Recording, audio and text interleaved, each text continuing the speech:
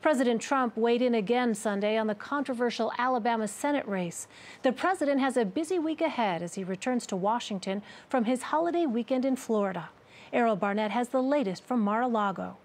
As President Trump ends his Thanksgiving vacation, he returns to a city reeling from a growing list of sexual misconduct allegations and a Republican desire to finalize tax reform.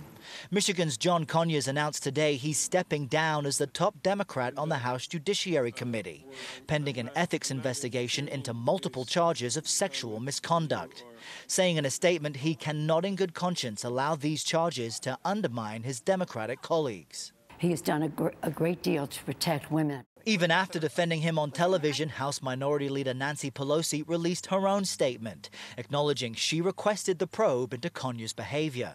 No matter how great an individual's legacy, she wrote, it is not a license for harassment. We don't need a liberal person in there, a Democrat. Jones.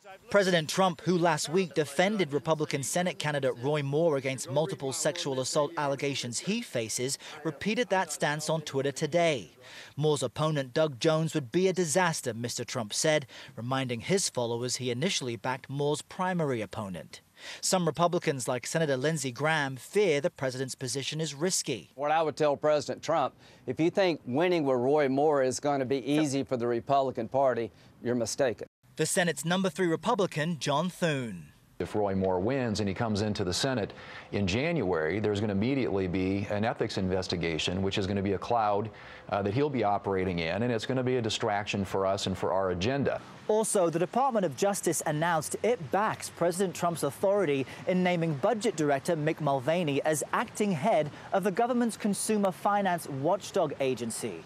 This despite the CFPB's outgoing director naming his own replacement on Friday.